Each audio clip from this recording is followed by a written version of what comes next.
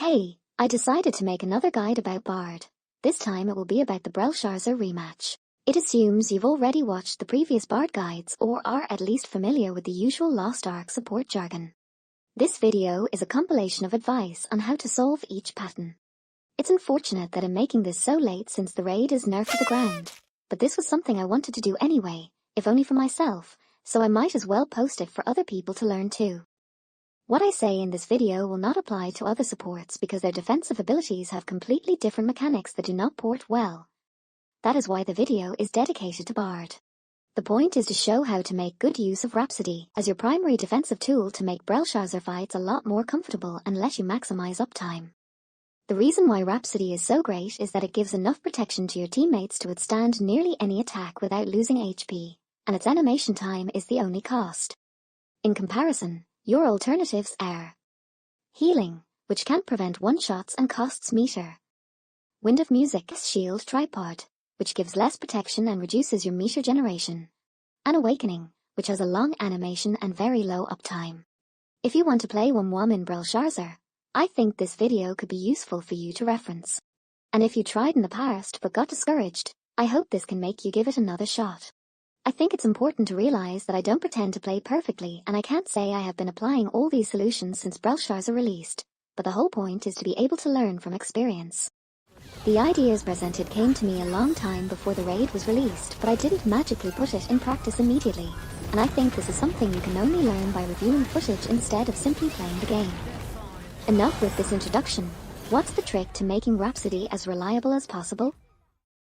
Lingering DR. For Bard, and only for Bard, the DR you give to your teammates while casting Rhapsody lasts for 3 seconds per tick, which is a lot longer than it might seem. The reason why I advocate so much in my guides for Rhapsody being your highest level gem is because the skill's cooldown is your main bottleneck when trying to DR constantly, and in fact even with my level 10 gem on the skill, I still run into situations where Rhapsody is on cooldown in a bad pattern. Knowing when you can DR early will help you avoid those situations.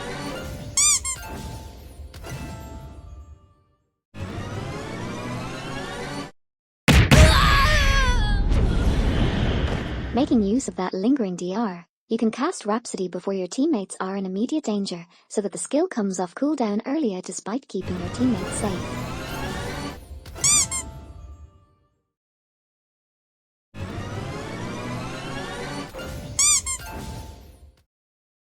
The earlier you cast Rhapsody, the earlier it will come off cooldown, obviously. But you can't cast the skill too early either because even lingering DR might run out before some damage instances which would defeat the point. The same goes if you cast Rhapsody in time, but cancel it without your teammates being in the AoE.